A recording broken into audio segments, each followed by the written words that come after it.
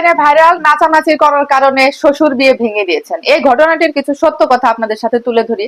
প্রথম কথা হচ্ছে যে যে মেয়েটির বিয়ে ভেঙেছে সেই মেয়েটি তার শ্বশুরের কাছে ফোন করে ক্ষমা চেয়েছে।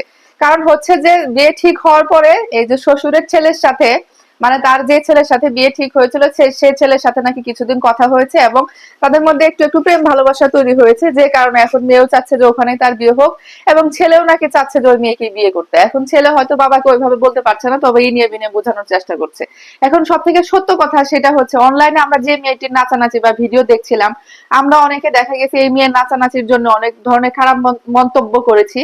তবে যে মেয়েটির নাচ ভাইরাল হয়েছে, আমরা এই যে লাল শাড়ি পরা, সোনালী পাড়ের শাড়ি পরা যে মেয়েটিকে একদম উড়াধুরা নাচতে দেখেছি, সেই মেয়েটি আসলে ওই মেয়েটি না। মানে যে মেয়েটির বিয়ে ভেঙে গিয়েছে সেই মেয়েটি আর এই মেয়েটি কিন্তু সেম মেয়ে না।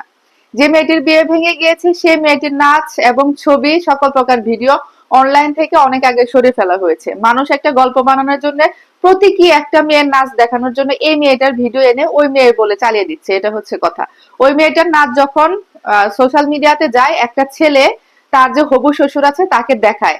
সম্ভবত মেয়েটি স্কুলের একটি প্রোগ্রামে ডান্স করছিলেন, সেখান থেকে সে ভিডিওটা ছড়ায় পড়ে তার শ্বশুর বাড়ির এলাকায়। তো ছেলেটা যখন দেখায় তখন তার শ্বশুর ক্ষোভে ফেটে পড়ে, এখন জানায় যে সে মেয়েকে তারা আর ঘরে আনবে না। এটাই হচ্ছে প্রকৃত কাহিনী।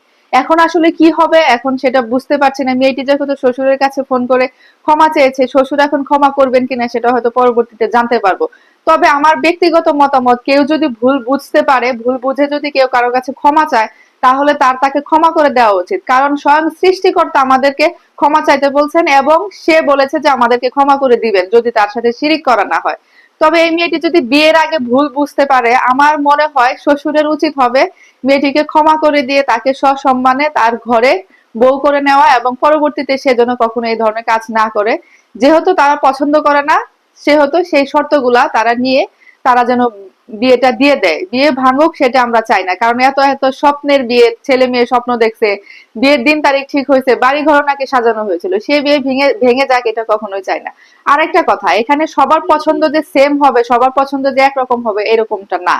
অনেকে আছে পর্দাশীল মেয়ে পছন্দ করেন, অনেকে আছে যে একদম অত পর্দা করে থাকুক এরকম মেয়ে পছন্দ করে না, তাই না? এখন দেখবেন যে অনেকে আছে যে নাচানাচি আলা মেয়েই পছন্দ করে, একদম মুখ টুক ঢেকে একদম কারোর সামনে যাবে না। অনেক পরিবার আছে এরকম মেয়ে কিন্তু পছন্দ করে না, তারা চায় যে মেয়ে সবার সাথে মিশবে, মেয়ে স্মার্ট হবে, নাচানাচি করবে, এরকম মেয়ে চায়। তো আসলে আপনারা বিবাহের আগে আপনারা যখন বিয়ে করতে যাবেন, আপনাদের পরিবারের চাহিদা অনুযায়ী সেই পরিবারে আপনারা মেয়ে দেখতে যাবেন। আপনারা যদি চান যে আপনারা পর্দানশীল মেয়ে বিয়ে করবেন, তাহলে সেরকম ঘরে যাবেন।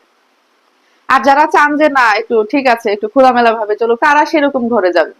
এখন আপনাকে তো জোর করে আসলে আপনি পর্দাসীন হইয়া জোর করে তো আপনাকে টিকটকার মেয়ে বিয়ে করে আনতে হবে না, তাই না? সেটা তো আপনাকে কেউ জোর করছে না। আর বিয়ে করার আগে, বিয়ের দিন তারিখ ঠিক করার আগে আপনাদের পছন্দ অপছন্দ মেয়েদেরকে জানাবেন, মেয়ের বাড়িকে জানাবেন, মেয়ের বাড়িও আপনাদের পছন্দ অপছন্দ ছেলেদেরকে জানাবেন, তাহলে আর বিশৃঙ্খলা তৈরি হবে না। সেটাই হচ্ছে কথা। সো এটাই ছিল মূল ঘটনা। এখন দেখা যাক শ্বশুর ক্ষমা করে কি করে না। ক্ষমা করলে বেশি খুশি হবো। আপনারা কি চান, ক্ষমা করুক, এর সাথে এর বিয়ে হোক, নাকি বিয়ে ভেঙে যায়, কোনটা চান অবশ্যই কমেন্ট করে জানাবেন। ঠিক আছে বন্ধুরা, ভালো থাকবেন সবাই। আল্লাহ হাফেজ, আসসালামু আলাইকুম।